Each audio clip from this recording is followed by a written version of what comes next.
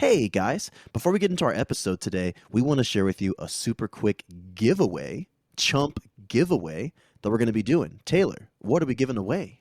Well, as you guys know, we've been going through our series, The Adventures of the Apostles, which has been largely informed by Sean McDowell's work, his published dissertation, The Fate of the Apostles. So we're looking to give away a copy of that to one of you guys.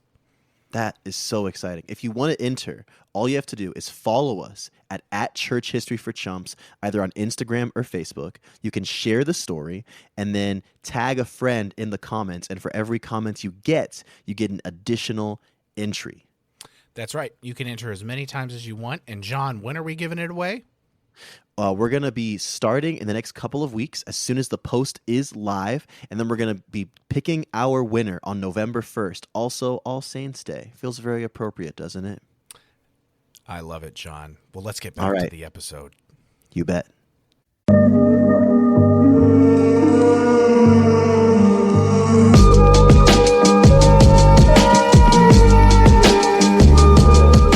Hey everybody, welcome to Church History for Chumps. My name is John Simon, the Marxist with the mostest. I'm here with Tommy the Tank Engine Newell and the old dirty Baptist, Taylor Treadway. How we doing? Guys, I said that and immediately I was like, I don't like calling myself a Marxist. I'm not a Marxist. And I don't like that now you guys have said it so much that we've got our listeners calling me the Marxist. See, I don't mind being labeled the HOA bootlicker. Because that's what you are.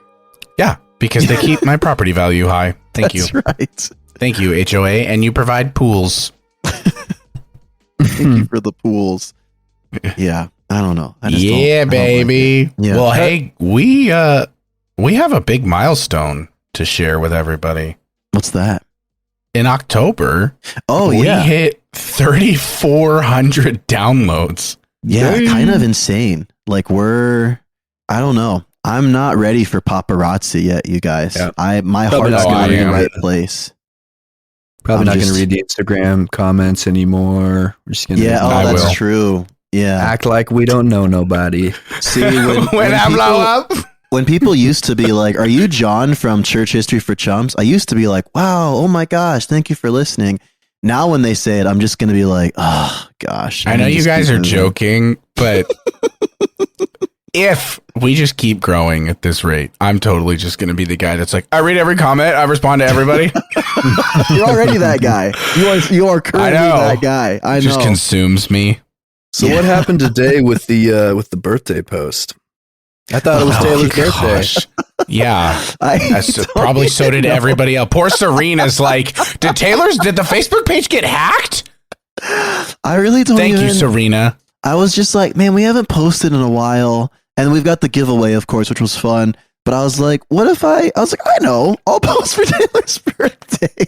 You know, the worst part is that Brandy immediately jumped in on the troll. Of course she did. She's a good wife. That's what a good wife does, man. It was great. And I got to use those memes of the guy wearing that terrible shirt. I'm equally amused and annoyed. Dude, the meme of Mom says, what was it? What did it say? Mom said, you have to pick a 3-player game. That was great. Whatever. Oh, that was so good. Happy birthday. Yeah. Taylor, but I mean, me and you have been friends for a long time. I know that your birthday is in November. Nope. It's coming up, though. December? Nope. Hold on. You're a spring baby, huh? Nope.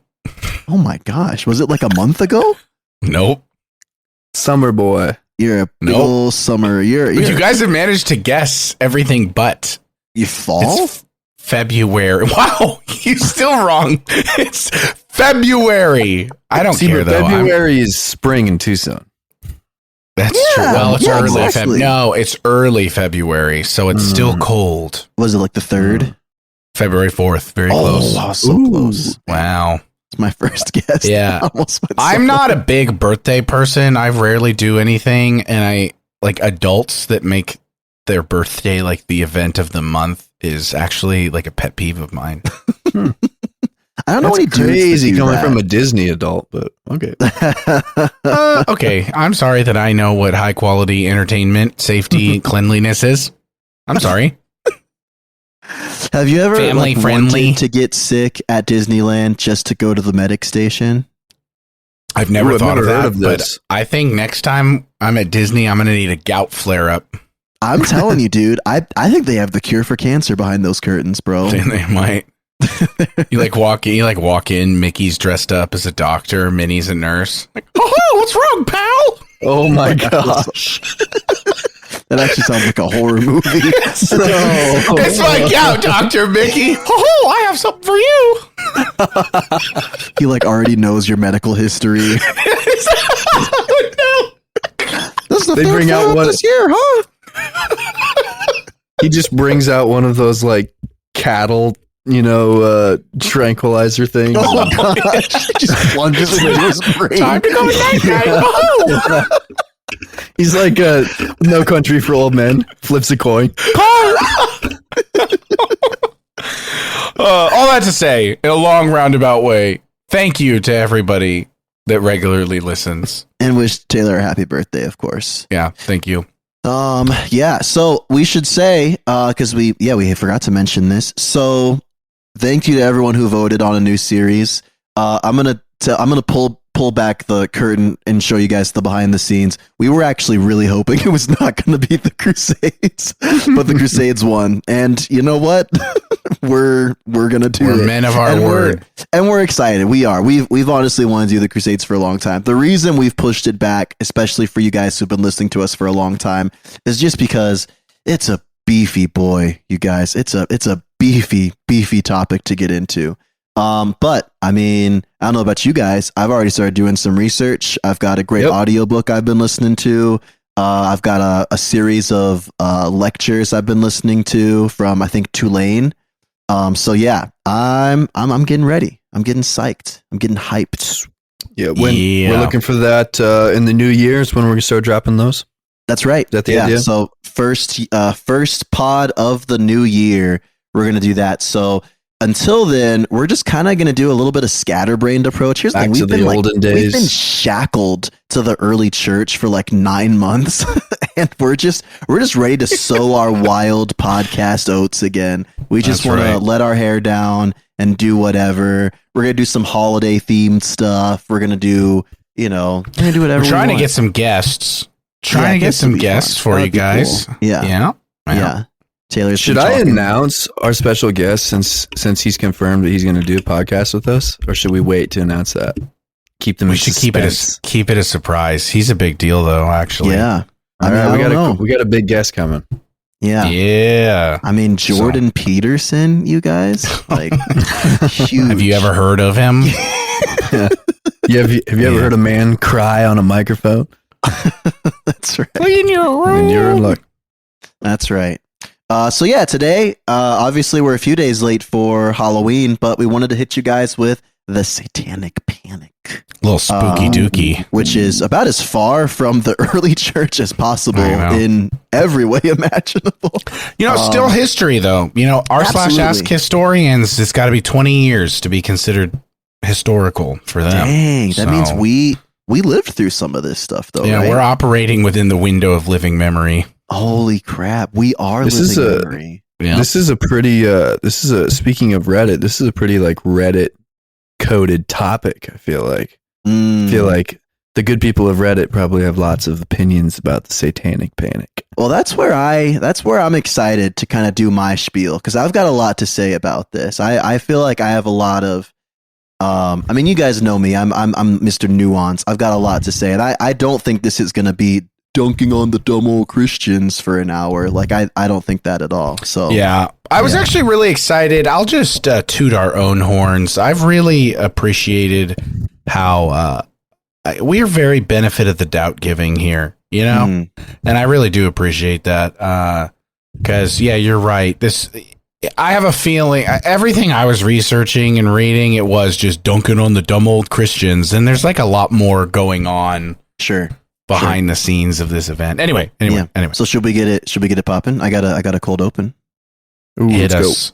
Let's do it. Make us frosty. Frosty. All right. Get your jackets, team. All right. The second half of the 20th century was really just one drastic, cataclysmic change after another.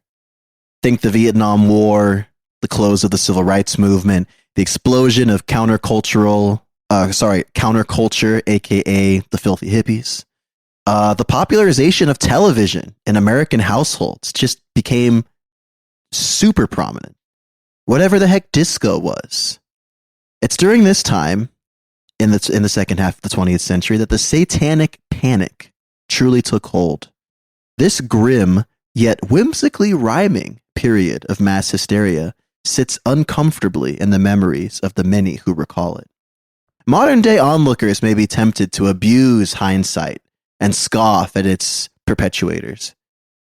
Worse, this may be fodder to mock the seemingly silly and superstitious nature of American Christian culture. I would argue, however, that the so-called Satanic Panic resulted from a metaphorical 7-car pileup of a number of cultural factors, the likes of which may seem foreign to us in our modern lens.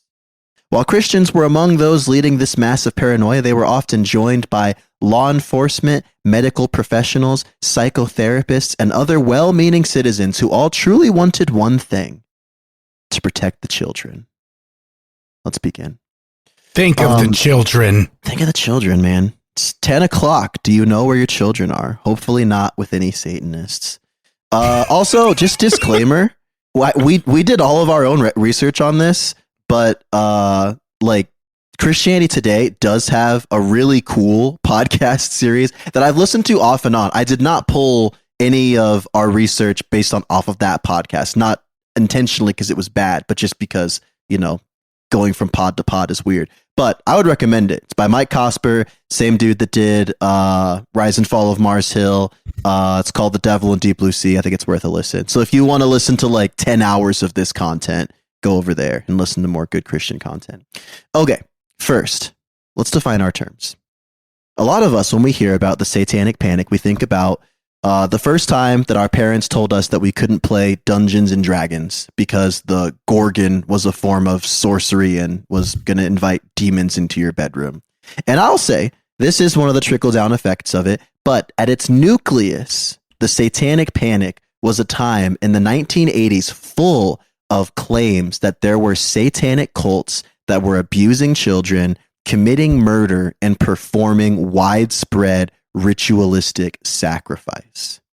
So it's not quite like we tend to associate it with, oh, you can't play Pokemon, you can't watch this TV show, and that's a part of it, but at its core, especially in the 80s and early 90s, this is like this frenzy where everyone in America was freaking out because they thought that demon worshipping people were gonna molest their children. Also, this is a little late to the game.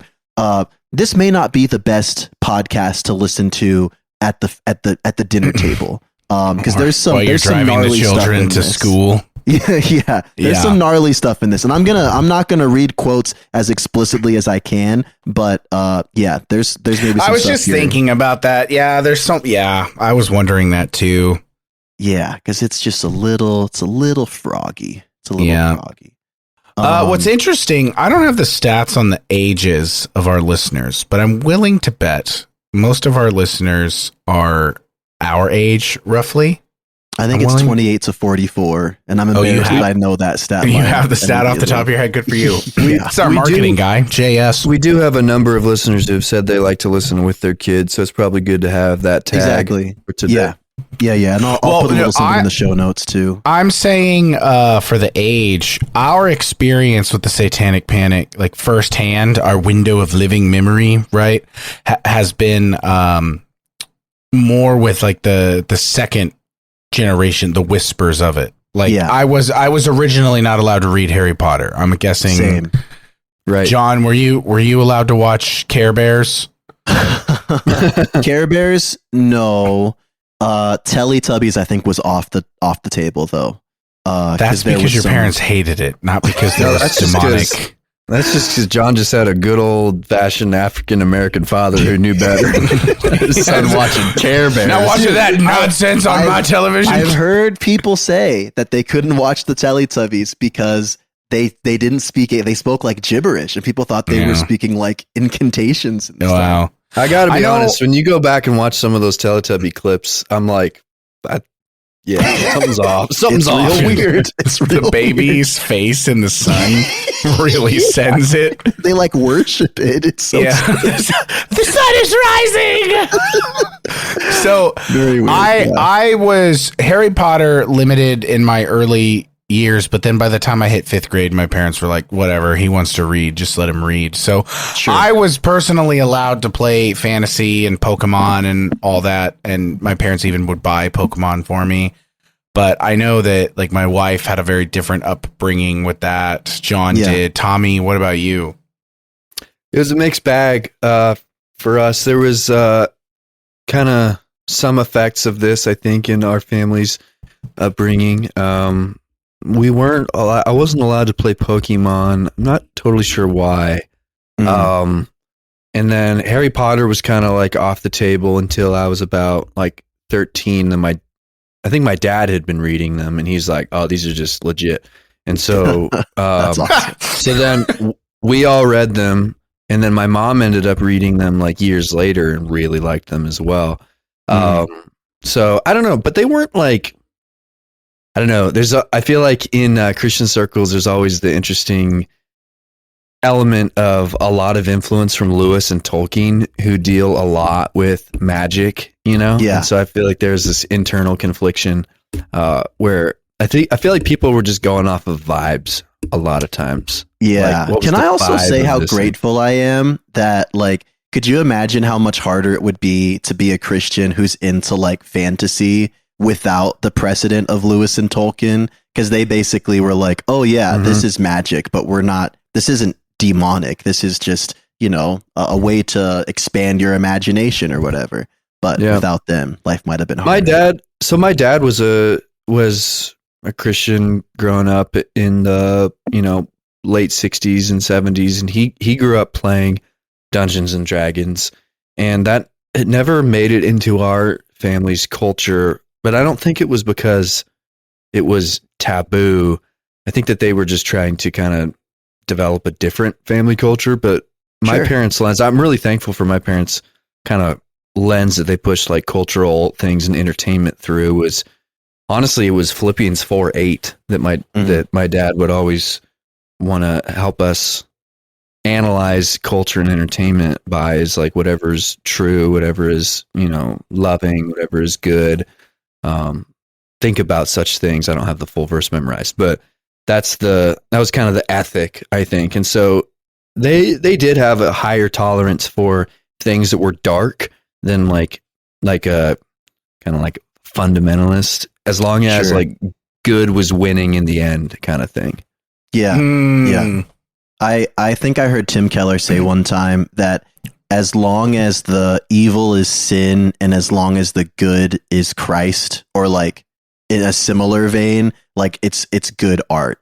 So like I remember hearing an interview where Denzel Washington talked about his role in Training Day, and he was like, it's very important to me. I'll spoil the movie for you guys who haven't watched it. It's very old. Like he was like, it's very important for me that I, as the bad guy of the movie, die in an embarrassing way, because like evil should be triumphed over. Like that was his like Christian conviction. So yeah, I'm very much of that same mindset of like, if evil is losing and good is winning, I think especially for kids, that's a good thing. That's right. Don't let watch Training Day. That's always been kind of my personal rubric for, like, in particular with film, the difference between like a thriller and a horror movie to me is the question of like who wins. A lot of horror has a supernatural element to it, but not all horror does. Some horror is just like a serial killer that just kills everybody and there's really no resolution. Yeah. But then a lot of thrillers tend to be movies where there is something horrifying going on. There's some sort of crime being committed against the weak or whatever. and it can get pretty dark, but then usually there's a resolution at the end, which you don't always find in the horror genre. And so that to me is kind of, I don't know. I don't know if it would be good for someone's soul to just like only watch thrillers all the time, but I feel like there is a pretty critical difference there. Yeah, I agree. Because of that's right. I love you brought up Denzel. I love Training Day because it's so explicit in it's almost corny, but I don't care because it's like, here's little grandma, walking with her walker, and then like the evil bad guy walks up and pushes grandma, and Denzel's just sitting there trying to retire always, right?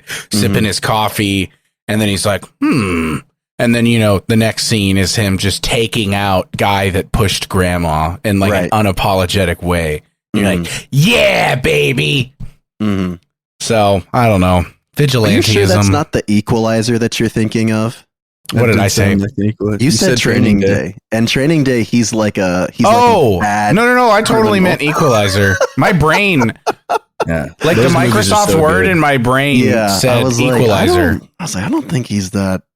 No. Anyway. No, it's definitely Equalizer. All good. Okay, so let's get into this a little bit. So as I want to set the table for where we were when this Satanic Panic kind of kicks off in the 80s.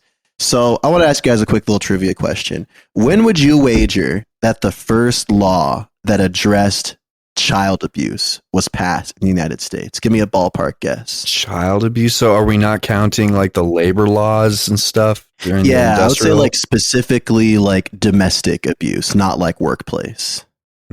Sometime after 1950. Okay. Tay-Tay? My context clues. You might actually know because you've researched. No, I didn't. I don't know. But I would say like late 50s, maybe. 1974. Yeah, I guess 1970s. Yeah. 1974, the Child Abuse Prevention and Treatment Act. So an interesting thing, and again, this is just, I think, a crazy reminder of just how much our opinions of things have changed with the way that the 20th century kind of developed in America. For the early half of the 20th century, there were two kind of assumptions made about children and abuse. The first was that families were pretty much entitled to do whatever they felt was necessary when it came to disciplining their children. And if that meant Billy came to school with a couple bruises, it's like, well, okay, hopefully Billy learned his lesson. That really wasn't very much a taboo at the time. And the other one was there was just this rampant belief that sexual abuse to children was just extraordinarily uncommon. That just barely ever happened. I think I saw a statistic that like people thought that it happened maybe 4 or 5 out of every million kids got abused like that. So they just like assumed this never happened. And so then what happens is in 1962, this guy named Kempa. I didn't write his last name down, but he's going to write a paper called The Battered Child Syndrome, which is groundbreaking, but he's essentially going to suggest two things that sound very basic. One is physical abuse can happen in any family. Of children can happen in any family, not just families that are like, full of criminals. And that the long-term or even acute abuse of children can lead to life-altering consequences, which can be physical and can be psychiatric. Very basic ideas of what we know about child abuse today, but back then they were like, what? And so, again, 10 years later, there's going to be the Child Abuse Prevention and Treatment Act. And then throughout the 70s and 80s, there's going to be all these child advocacy groups that are going to spring up that are going to basically be these support groups or advocacy centers all about, protecting children from abuse, whether it's at home or, just in other places, just providing support for these kids. It's like an industry now at this point. You've got the International Justice Mission and things like, I mean, not just that. I mean, there's probably thousands of organizations that there's sole focus on.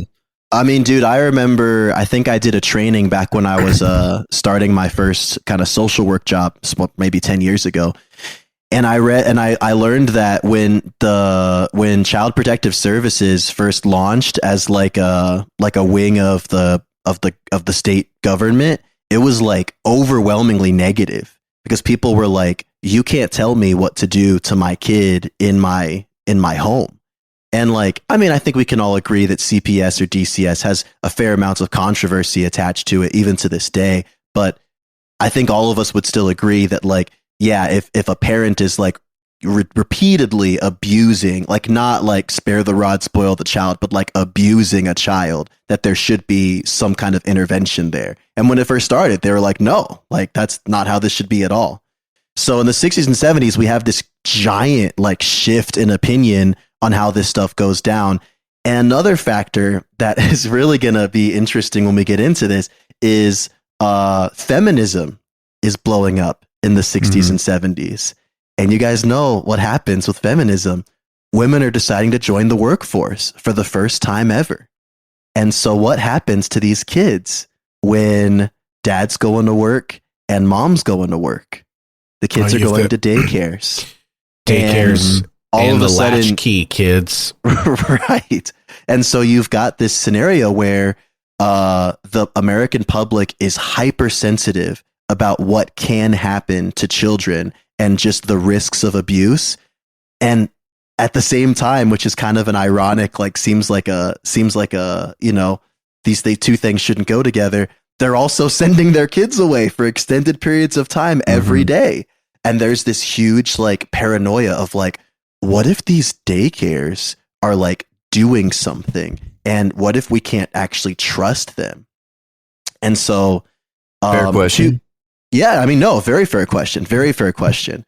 And so there's this great quote that I want to read from a sociologist. His name is James T. Richardson. He's going to say that the key factors which led to the rise of the moral panic includes the existence of Satanist churches, which we'll get into, real thing. The rise of Christian fundamentalism, which posits a real Satan active in the world, also very much arguable. Development of a child saver movement, which we kind of just discussed. Emergence of the adult occult survivor of alleged satanic activities and the related repressed memory phenomena, which we'll get into. Helping professionals such as social work, law enforcement, psychotherapy, accepting Satanism as real and promoting such ideas through professional activities such as continuing education, training, the rise of feminism as social movement, and the spread of Satanism around the Western world, promoted in large part by American anti-Satanist missionaries and globalized mass media. 1967 is when the Church of Satan will be founded by Anton LaVey. Those who know really anything about LaVey and Satanism know that it's not about drinking blood. This is really just it's like doctored up atheism, kind of. 100%. It is cringy hedonism. Atheistic humanism. It's not really Satanism. Like, well, but they wear the clothes, so to speak, of they like the symbology. They like the occult iconography for sure. I think what is a very fair question is because I hear this all the time across many podcasts. Well, it's not real Satanism. They don't actually believe what they're doing. And it's just kind of like, at what point are you doing something ironically so much that you are just actually doing the thing? Well, yeah, I feel like it's similar to any religious group where you kind of have like sects, right? So I've seen interviews from people who have been involved in satanic cults that are, I mean, they are doing the stuff. They're doing, you know, magic. They're doing worship services basically to demons or to Satan explicitly. They're doing you know, blood sacrifices and things like that. Yeah. But what is kind of, I don't know, like the mainstream, what, like if you hear about satanic cults in America, usually what you're seeing on the surface, at least, is that like kind of like it's like a militant atheism, basically, is how I would describe it. And I think it's fair to say, like you said, there are definitely sects of Satanism, I mean, like I did a little research and found this like Satanism sect that's like it's like Satanist, but it's also like neo-Nazi, and it's like they have like terrorist organizations throughout England and stuff. And I'm like, holy crap, these guys are checking all the boxes. Yeah, dude. And I think that also took root up in the Pacific Northwest of America. Yeah. Okay. Yep. Yeah. But like we said, yeah, I mean, and I think you made a great point, Taylor. Like, I mean, here's the thing, dude. Like, one thing that I think an area where the pendulum could swing too far for us as Christians is to look at this and be like, we're making a big fuss about it. It's not a big deal if you call yourself a Satanist. Look, if you happen to be someone who's not a Christian listening to our very Christian podcast, first of all, thank you so much for being here. Second, like, very charitable of you. Yeah, very charitable, very considerate, but also like, please don't do Satanist stuff. Like, we really truly believe that there are, like, one of the fundamental understandings of Christianity is that there are powers beyond what we can see, and some of them love us and are filled with the goodness and divine love of Christ, and some of them hate us and are capable of evil that we can't imagine. So don't pretend to do like spells and talk to demons and call yourself a Satanist. Like, it's bad. It's dangerous. That's a good exhortation, and I'm curious to hear your guys' reflections as you've dove into this, but I feel like an interesting thing happens in maybe just Western culture, period. Maybe it's not just America, where humanism and kind of this secular enlightenment rationalism is so pervasive for centuries, maybe reaching its apex even in the 20th century, that would say, oh, like demons, things like that, they're not real. But we would know, and we would say that even secular humanism is a religion that is actually worshiping a god. They just might not fully realize it, but it's there. Like, secular humanism is demonic. And so then you see things like a Ouija board become entertainment, where it's like, oh, well, it's just a joke. Like, you know, who was that? Hasbro that like made that, you know, or who who has the made that into a game that people brought into their homes. And it's put forward as entertainment because we all know it's not real, but it is real. Like, there's something going on here still. Yeah. Secular humanism is like, it reminds me of that parable that Jesus talks about, where it's like, if you banish an evil spirit from a house, but the house remains empty, then it will just be filled with more evil spirits. That's good. It's like I see secular humanism as just an empty house. Like, it's, you know, in their minds, they've cast out all these spirits of, oh, we're not superstitious, we're not uneducated Christians, we're open-minded, we're inclusive, we're accepting of all religions and faiths, but they're also extraordinarily vulnerable, because these are the same people who practice astronomy and use the law of attraction and things that are Did very, you mean to like, say astrology? Did I say astronomy? Those darn scientists using telescopes. Hey, John's a fundamentalist. You heard it here first, boys. I hate Galileo was wrong. I don't care what you guys say. He was wrong, and he should have been burned at the stake. Yeah. All right, let me get a few more nuggets in, but I love this conversation. We'll keep it moving. So we've kind of set the table. The U.S. is very sensitive about kids being abused. Kids are also now spending more time than ever outside of their families in daycares and preschools and such. And the Church of Satan exists. And because, again, we talked about the counterculture movement. So people are moving away from Christianity. There's a lot of secularism happening. There's the sexual revolution happening. The Exorcist comes out in 1973. The Manson murders happen. Is it that old? Yeah, it's super old. I'm so glad you mentioned the Manson murders. Dude, I was gonna it scared the crap out of everybody, man. Like, come on. I have the guy's name written somewhere, but I'm not even gonna. It's not worth reading it. But when he was on trial and he was telling what happened, and before he killed Sharon Tate, like he said, "I am the devil here to do the devil's work." That's Tex Watson, I think, or something like that. Yeah, Watson. Yeah. Yeah, no, real bad. So the two big things, and then I'll kind of hand the mic off to Taylor because I know he's got some other stuff. But the two big things that contributed to this movement, and they're both just so painful. So here's the thing. So this is like the infancy of psychotherapists knowing how to deal with childhood trauma. Because remember, like 20 years ago, they didn't think childhood trauma existed. So they're really new at it. And suddenly there's like posited this idea that maybe you can suppress memories and you can live as an adult and have a memory of really, really awful abuse that's just completely suppressed, that maybe a good therapist can help you reawaken. And so they started using these techniques, which are largely debunked and criticized by psychiatrists today, but essentially techniques to burrow into old memories and kind of reawaken them. And that is going to lead to a publication of a book in 1980 called Michelle Remembers.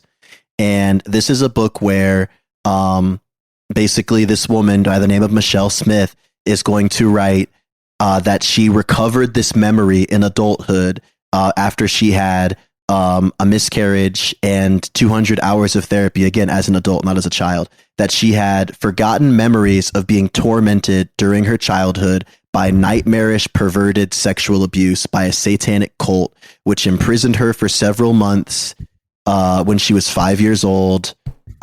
She forgot these experiences for more than 20 years with a therapist who I think she married later, which is also kind of weird. I'm going to read this quote. This book is, again, I'm going to try to censor some of these words just, because it's kind of aggressive. This book is almost a misery memoir. Little Michelle, aged 5, being tortured, sexually abused, forced to defecate on a Bible and a crucifix, witnessing babies and adults butchered and sacrificed, spending hours naked in a cage filled with snakes, having a devil's tail and horns surgically attached to her.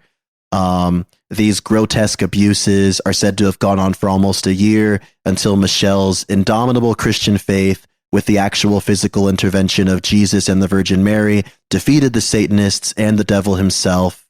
Smith and Pastor, her therapist, became the earliest claims makers or missionaries who were to spread the Satanic Panic. So this book is going to become like massive. People are going to read it and basically think, it's not just going to be like, oh, what if my children get abused in these situations? It's now going to create this question of, oh crap, maybe I was abused, and maybe my friends were abused, and maybe this person I know who has trauma was abused. And the horrific thing about it is this book has been completely debunked. There is literally no evidence of any of this happening. And the sad thing is that because this is going to really just shake the public consciousness of what's possible, when you're going to have this this swarm of people who are going to be flooding to law enforcement and to therapists who are going to be like, I think something might have happened to me. Can we talk about this?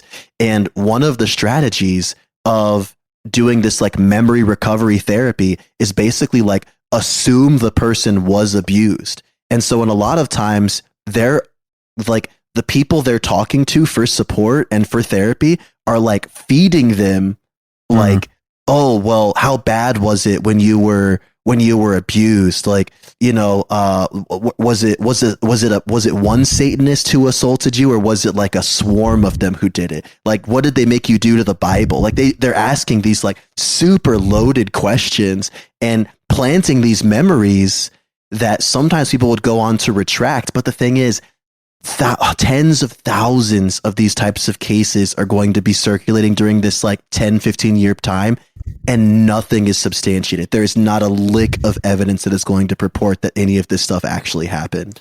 You know what I'm wondering if maybe played into the general distrust that people had maybe of even each other and of authority figures at the time was, so this book was published in 1980. Yeah. Something like that. So that's only 3 years after the public found out about MK Ultra and what the U.S. government had been doing for the 20 years prior to that, with like messing around with kids and kids' memories, and people finding out that like, oh wow, like I was involved in a government experiment and I didn't even know it. I just wonder if there's any sort of kind of conscious overlap. That is interesting. There. I don't know hardly anything at all about MK Ultra, but I could definitely see if something like that happened, people like this could be a time when people already didn't really trust that they couldn't be taken advantage of. Mm-hmm. Last thing I'll say is in 1983, a few years after this, it's literally the most expensive court case in the American history. It's going to cost the taxpayers $15 million. It's called the McMartin preschool case. A mother of a little boy is going to make an accusation that this woman who owns her preschool, I think just with like her and her son, that her little boy was abused. The police are then going to send a letter to the rest of the students, like 200 kids, and basically say, hey, we're looking into this. Is there any chance that you have concerns also? It's going to lead to a ton of these kids going to police, going to therapists, and the same thing. They're going to be asked these extremely loaded questions about their abuse, like assuming that the abuse happened. And this court case is going to drag on for years and years. There's going to be accusations of like, satanic abuse, participating in ritual sacrifices, that there's like a secret tunnel system under the school where these kids were taken to.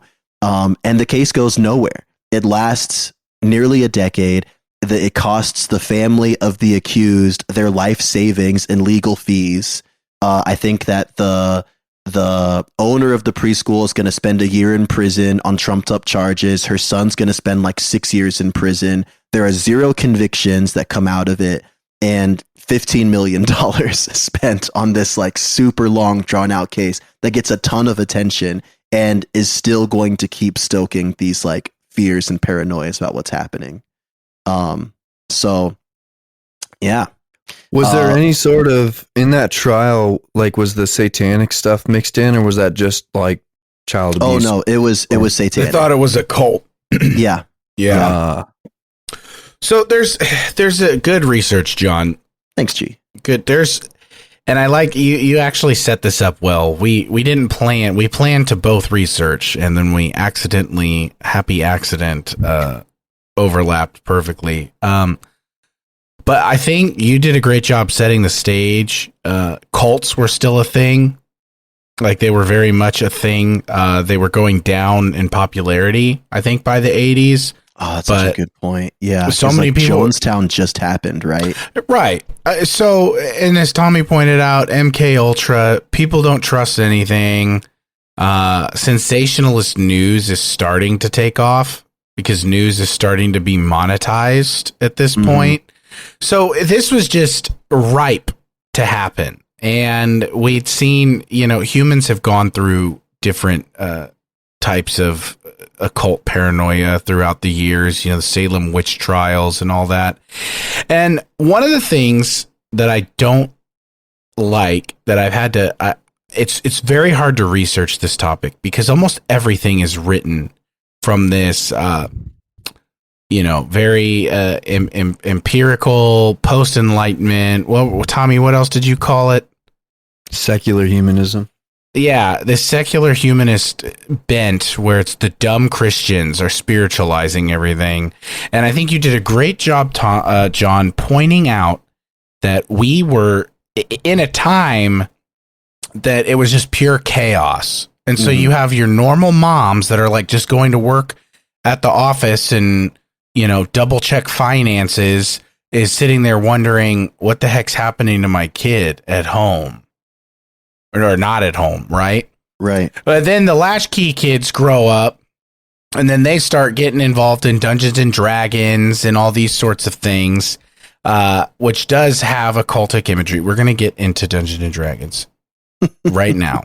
But you have that happening, and then you start factoring in the teen suicide rates start going up, And the sensationalized news is they're reporting at Dungeons and Dragons, and Satan had to deal with this. And heavy metal music.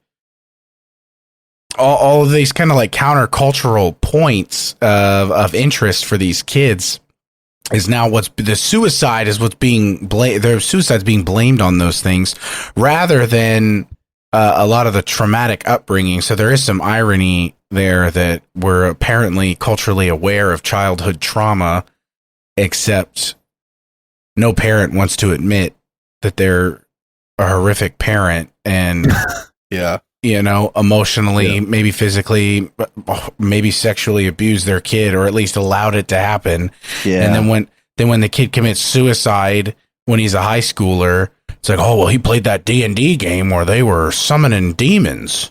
Mm-hmm. So I don't mean to sound insensitive, just moving quickly here. No. And another thing too is like runaways were like huge during this time. So like, this is a crazy time of like, we talk about the mental health of like teenagers today, but like crazy high suicide rates. And there were like tens of thousands of runaways around this time in the 70s. So, well, when I talk to people who grew up in this era, like almost across the board, what they describe is, first of all, it was illegal to homeschool. Nobody was homeschooling. So like everybody was in school, like all the time. Like, so you go to school, from, 8 to 4 or whatever. And then like when I talk to people who grew up in this era, they always talk about how they were just on their own. Like there's they didn't have much of a relationship with their parents. Like they weren't being raised by their parents. They were being raised by the public school. And then even when they were home, it was like, go play at your friend's house, go play outside, whatever. And so it wasn't even necessarily, I mean, it is bad parenting, but it's like just absentee parenting seems to be kind of the name of the game. Mm-hmm. Yeah. So as I said, there was like issues in researching and trying to find anything written. So I ended up looking up like Christian responses to Dungeons and Dragons, Christian responses to Pokemon, things like that. And then I'll go ahead and say, I do listen to The Briefing, and Albert Mohler just did the Halloween episode on Friday where he talked about imagery. I think he takes a very strong stance against Halloween and anything that could minimize darkness. I understand it.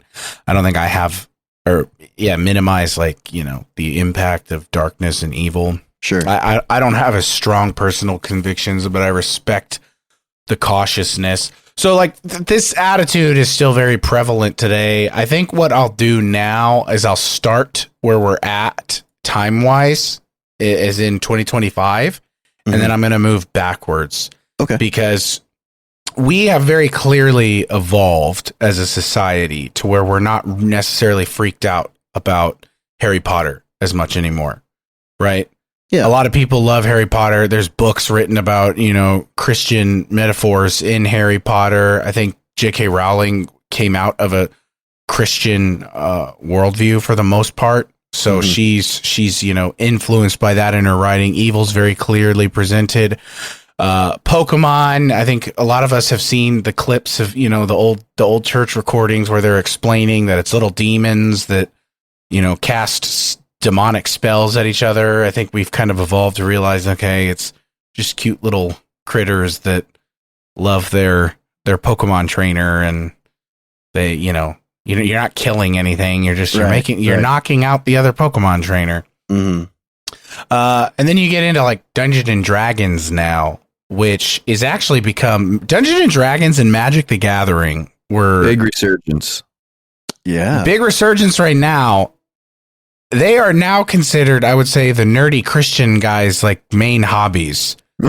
If you were not into sports, I guarantee you guys at your local, especially your local Reformed church, where you're going to have more intellectual type guys, I guarantee you there's a game night that happens at least once a month, maybe twice a month, where the moms take the kids and dads get together and play Magic or Dungeons and Dragons. Mm-hmm. It's just a thing. You got any of those at your church, Tommy? We don't have a standing game night right now, but I do know there's a couple guys at our church that enjoy some D&D. Yeah, see. And John and I, here's some more lore for the listeners. John and I actually played Dungeons and Dragons every Sunday night when we were younger. For like 2 years. Years. For a long time. I think it was even longer than 2 years. I mean, we would play for hours. Yeah. Hours. We would gather at like 5 o'clock. We would eat something and then we'd play sometimes till like midnight. Yeah. We had some long ones. Yeah. It usually ran till like 10. So it was like 3 or 4 hours of playing. Yeah. Just smoking a ton of hookah. Yeah. A lot of shisha was burned. Yeah. But I mean, dude, we would have like we had that giant dining room table and like the whole thing would be covered with like these elaborate maps and, you know. It was like 12 feet long. 3D printing has changed the game now, dude. Everybody can make their own stuff. It's like the Renaissance now. Gosh, that's right. So, and it gets into, I think, the modern Christian stance against them. And I figured a good way to see what a conservative Christian thinks about something is, what does Got Questions have to say? Okay. All right. Yeah. And got questions on there. Should a Christian play Pokemon or Yu-Gi-Oh? It's so funny. He says, from a mechanical standpoint, there's nothing inherently moral or immoral about games like Pokemon or Yu-Gi-Oh. He says it's like chess or whatever. This is so funny. A few paragraphs down. In immediate, non-spiritual terms, the first concern any Christian should have about Pokemon and Yu-Gi-Oh is actually cost. And then he goes on and talks about how they can be very expensive. If you have to put it on your credit card, it is absolutely a no. Yes. And then he moves into the same thing when he talks about Dungeons and Dragons, how, enjoying games with friends is not a sin. Games themselves, even RPGs like Dungeons and Dragons, are not sin. Sin is an action or thought performed by a human being. So what we do with what we have constitutes whether or not we have sinned. So, and then he talks about, is evil encouraged? Is the theme appropriate? How's the game affecting your life and relationships? So, same kind of questions you'd ask about Pokemon. Is me getting into Pokemon just destroying my family's budget? Those kinds of things. And so when we would play D&D, I really appreciated we never played the bad guys, right? Never. And I think if we were very clear about playing as good actors in the world, and we were always fighting evil, trying to preserve justice or something like that. And I always felt like D&D was a great game to. Are you laughing at just memories? No, I'm thinking. Well, I'm remembering like. So my view of D&D was always as a bunch of Christian dorky 20-year-olds. And I remember when I first went on the Reddit for D&D, and I realized they're all gay. It's not even that, dude. It would be like, hey guys, I'm having an issue with one of the characters that plays with us. He just keeps trying to like have sex with the other female character, and it's really uncomfortable. Yeah. And he's always trying to roll charisma checks, and she doesn't want him to do that. And I'm like, ew, what's wrong with you? Yeah. Or the people that are like hobo murderers, and they're like trying to just rolling into town, like wanting to kill everything. Yeah. Like we didn't deal with any of that, but and that wouldn't be accepted at our table. And what's so funny is because you think about our table, we were like telling this grand, hours and hours a week story culminated in hundreds of hours of story of good versus evil and all the nuances that come into that. And, we'd have to deal with like moral questions of what's the best way to handle this. And so like, that's what our table was exploring. And then, like you said, the game also though facilitates the, weird, kinky insert whatever is happening elsewhere. So that's like the modern understanding of D&D. But if you go back in time to the 80s, which coming up on 50 years ago, people, if you were born in the 80s, I'm sorry to tell you. And I found a great article from none other than Peter Leithart. Hey, this is actually Leithart's first publication.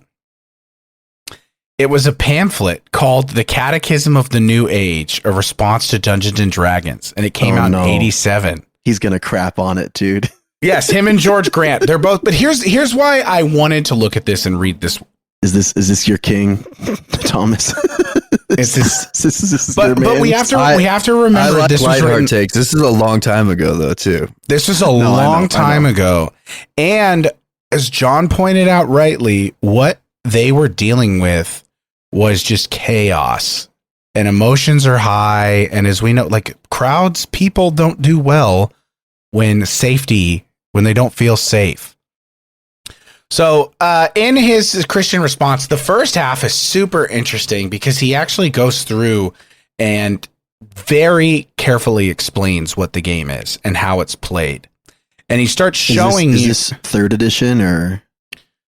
This was still like advanced D&D. I don't even think 2nd edition was out yet. Dang, dude. Yeah, no wonder he hated it. Yeah, so and they did, and I didn't know this at the time, but like they have definitely PG-13 to the game up. I mean, like he's quoting stuff. Yeah, he's quoting stuff from the monster manual that's like, if you roll a certain thing, like your genitals are hurt from this attack. Crazy. Yeah, wow. That's in the game. They wild. would have a lot more like occultic imagery that they purposely chose interesting. to put into it. And so you're sitting there thinking like, man, okay, you can say, well, guys, it's just a game. You can do whatever you want in the game. And it's like, okay, well, I mean, it's just me visiting a satanic cult. I can choose to participate in the cat sacrifice or not. Mm-hmm. Like, well, it's still happening. It's right there available. Right. So he also, he knows that this is escapism is one of the things when he talks about the Christian response. What's funny though, he does say obsessive escapism of this sort is virtually equivalent to schizophrenia. That is a challenging take.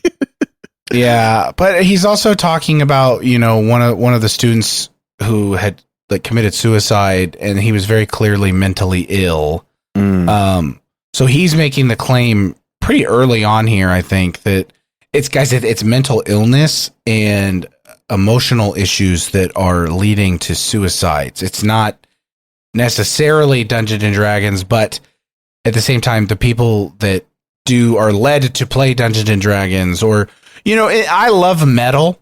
This is another one. This was another target. You and I just love the stuff that's hit by the Satanic Panic. Well, we're proof that the coast was clear, you know? There's no way I was going to touch metal if I thought it was going to make me grow horns. But what's interesting about metal is, even though I love it, and I particularly love black metal. Now I listen to Christian black metal. It's African American metal too. No, this is the stuff that was like it's like roots are traced back to like anti-Christian. No. Black metal. No. But there are very good Christian black metal artists, which I think is like the most metal.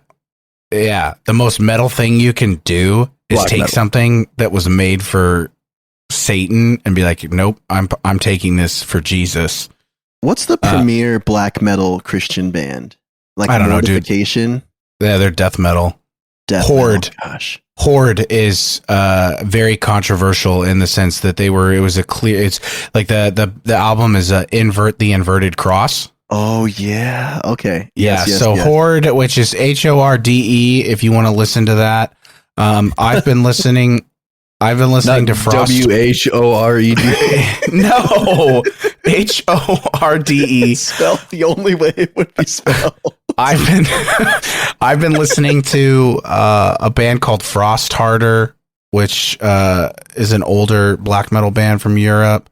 A Hill to Die Upon is an American black metal band that's a little newer.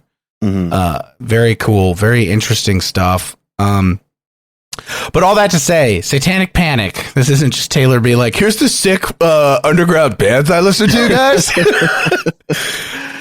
Satanic Panic, metal's wrapped up in that.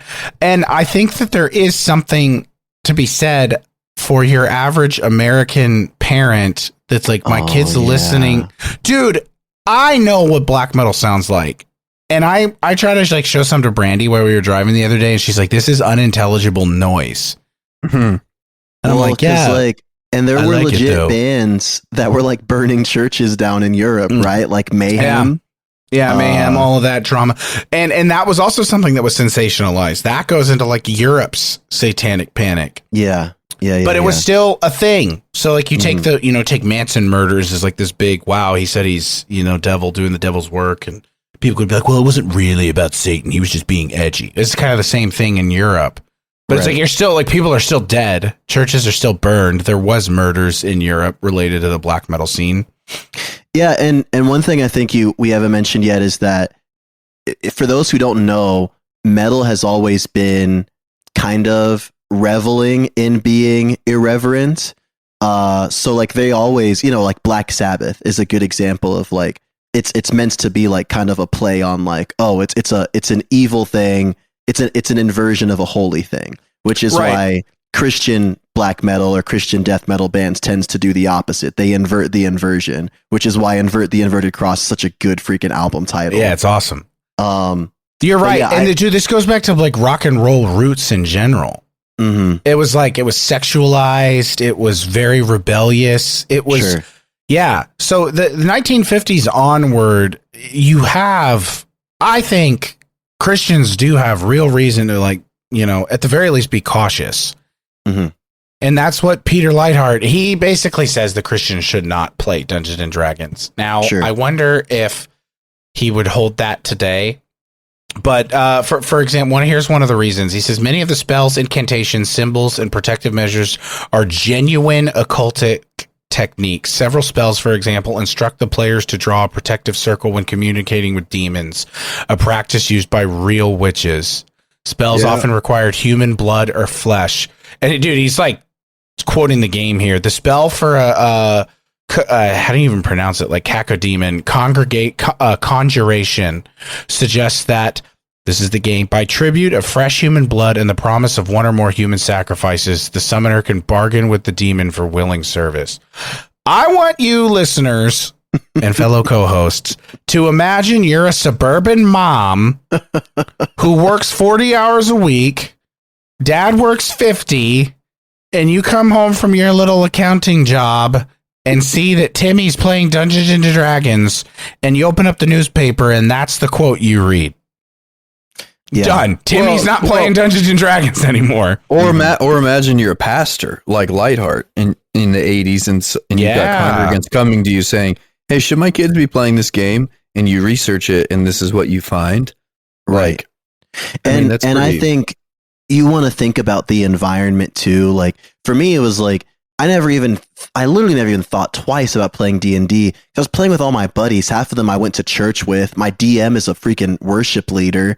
But like, if it's the 80s and my son is coming to me and I know that he's going to be playing Dungeons and Dragons with a bunch of kids who are going to be listening to Judas Priest and laughing about all this weird, dude. Like, I'm like, heck no. Like, it's the people that it attracts also. It's the community nailed built it. Around it. So you guys have Iron Maiden playing The Number of the Beast in the background, or bands like Judas Priest, and you're playing this game with, a monster described as has gone through 666 layers of the demonic abyss. Yeah. This is super interesting because he says, at the very least, anyone familiar with FRP rule books is that's like, like first person role playing, is learning the terminology of witchcraft and Satanism. More likely, a seed is sown, and he's almost imperceptibly drawn into the occult. So this is why I was so happy to have found this source, and it always comes at the tail end of your research time. You find the good stuff. So Lightheart is hyper educated, very articulate, and I think he's being fair when he makes all of these observations. Yeah. So yes, you have a conservative Presbyterian pastor also writing with another conservative Presbyterian pastor, but I feel like they looked at the game with honest eyes, and this is what they came away from. Yeah.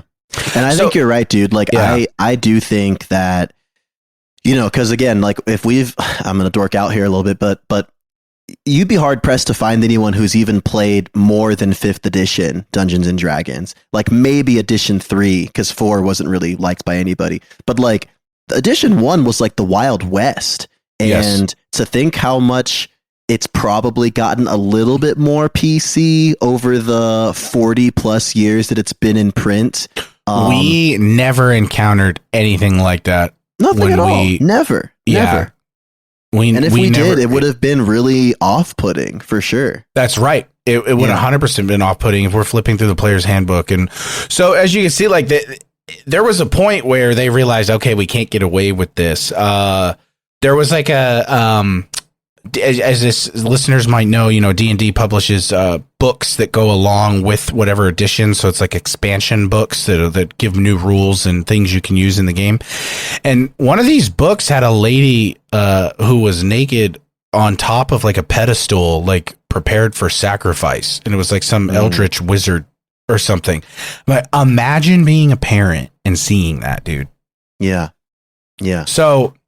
And it really makes me wonder, like, I'd love to know more of the thought process of what led to kind of what you said, the PG-13ification of this. Because, like, on the one hand, I'm sure they wanted it to be more family friendly. They also probably realized that if it was going to be as big as they wanted it to be, they couldn't be, graphic. Like there's like one thing that like I think of all the demonic stuff you talked about, the thing that startled me the most was the mentioning of genitalia, because I'm like, there is nothing sexualized in the basic, like the nucleus of D&D. Like it is really nowadays. Yeah. But back then, different creature.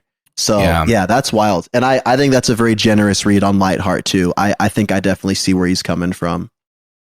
Yeah, so all that to say, if I had to like put a verdict on the Satanic Panic, I would say I completely understand. I think it sounds like all three of us, if we were in that situation, would have been full blown against it. And then, you fast forward a decade and these little Pokemans come out and you're already like, you distrust media.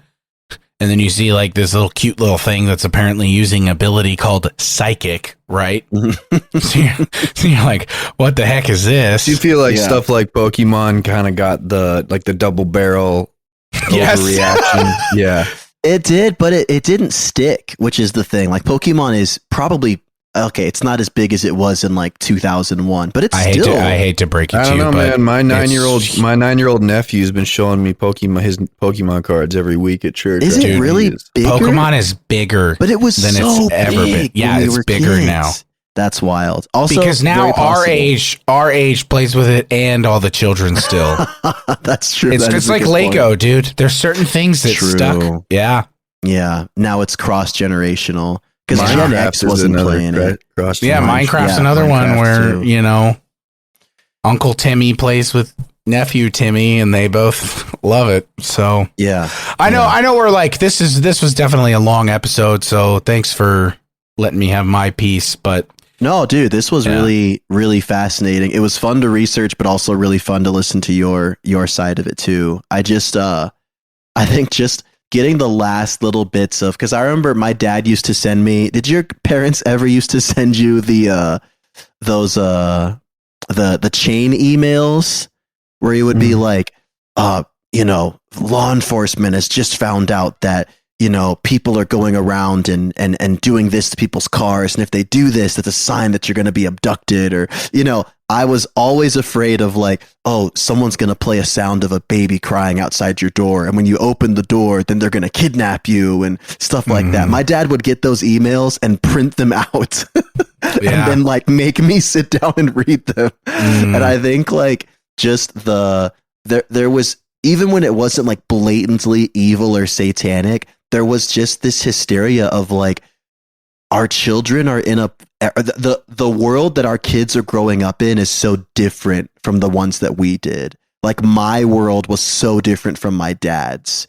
And I think like us kind of sharing like, the parents of our parents were like not emotionally involved at all. Like now they're having kids and they're like, shoot, I don't know what to do with this all of a sudden. Yes. So but I get it, Yeah. Yep. So a little off from church history, but it's still church history. Absolutely. It's still church history. It's just modern history. Well, to maybe kind of try to tie it in a little bit, I wonder if part of what plays into this happening is just the general perspective on the demonic that would be in the theological consensus or majority in America. So if you have a dispensational theology, which I would say is the predominant theology in America in the 20th century, there's this general expectation that like Satan's going to get more and more powerful over time. And so any sort of interaction with the demonic is going to be like a really scary thing, because you don't have a theological framework that would say there's any checks and balances to that's a runaway train. But a more optimistic eschatology is going to have some built-in checks and balances that go, no, like, you know, Satan is still active, but his power is hindered. He's been defeated in a meaningful, real way by Jesus on the cross. Like the demonic stuff going on in the Gospels changes after the resurrection. Like it's just not going on at the same level after the resurrection. Like there's a real change in the kind of heavenly host after the resurrection. And so I feel like when it comes to analyzing stuff in our own day in 2025 and onward, there is a reality that there is really, really, really, really, really scary, messed up stuff that goes on behind closed doors and underground. And every once in a while we get exposed to it. And I think it's important to go into those times where you're exposed to great darkness, knowing that Christ is still ruling over all of it.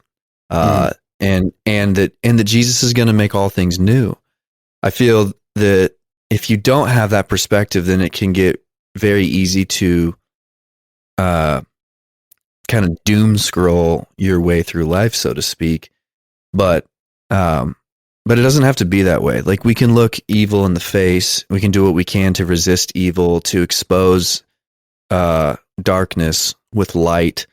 But the trajectory of history is good because of what Jesus has accomplished. And I'm not sure that was the shared consensus of Christians in the 20th century. And so I'm optimistic that as time goes on, we can respond better. Late 20th century is also when you saw the massive debate over dispensationalism. So these people's pastors were being taught hyper dispensationalism at seminary, most likely.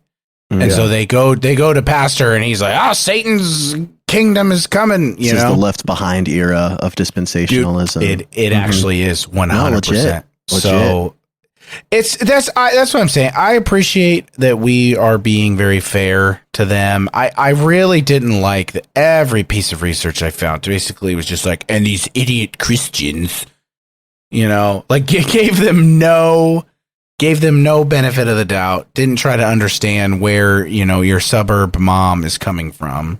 Mm-hmm. So, yeah, I think you made a great point, Tommy, that I want to reiterate. Like, just because the difficulty of the Satanic Panic is, like, I'm sure there are a lot of people that just felt bamboozled, that just kind of walked away like, oh crap, like I really thought things were different. But here's the thing, like, there's still reason to panic at the presence of Satan. Like, I know plenty of people who were not wrapped up in some mass hysteria, but who have had experiences of like crazy darkness and like really evil stuff. And I wouldn't want to look at them and be like, big dummy, don't you understand? This is just a result of cultural factors. It's like, no, you probably were like hit by a demon, and that sucks. And, Christ will make him his footstool soon enough. But we're not trying to take away from anyone who's ever experienced the darkness of true evil, because we're Christians. We believe in that. That's what Christ was crucified to put to death. I hope that it didn't sound like we were communicating that. No, I don't think so. Okay. I just want to make it super clear. That's good. No. We know it's very real, guys. We know. Yeah, we know. And if you're dealing with something now, like, shoot us a message. We'll pray for you. Absolutely, we will. Yeah. Well, and to anybody who has had to actually deal with this sort of stuff, like, and maybe has felt like in any way, I don't think we made light of it, but I just want to read James 4:6. James 4:7 says, "Submit yourselves therefore to God, resist the devil, and he will flee from you. Draw near to God, and he will draw near to you." And I've always loved that. Like, that's our position in spiritual warfare. Is the way that we resist the devil is by drawing near to God. And so, if you've come into contact with stuff like it, we have some shared mutual friends even that I'm thinking, I don't want to name them, but I can think of two people right now, close friends of mine, who've dealt with night terrors. Like on a ongoing basis, before they were Christians, and what, like, every night kind of stuff. And then what changed it was prayer. Like, even in their sleep, just like reciting the Lord's Prayer, drawing near to God in prayer, reciting a portion of a hymn or a psalm. And like, that's what God wants from us, is drawing near to him. And that's actually the most powerful way to resist these things. Yeah, that's right. And you can draw near to him at your local D&D table if you have the right themes and such. Dude, I was gonna say, Tommy, I got to give you the best compliment I can give you. You're such a pastor, bro, and I love Pastor that. Tommy, your heart's just so there, and I love seeing that. Because it's the three of us, we don't get to have these like tender moments of like, spitting some good gospel and getting on a good level with our listeners. But whenever it comes out, it just warms my heart. So good stuff, man. Spitting gems. All right. Well, we gotta stop recording. Yeah, we're gonna blow our server or something. Yeah, that's how that works. Okay. People like the long episodes. Yeah. Well, hour 15, so we're gonna have to pull it. Thanks, gang. It's been fun. We'll be back next week. We'll see you next week. Bye bye. Thanks for listening. Bye. God bless you.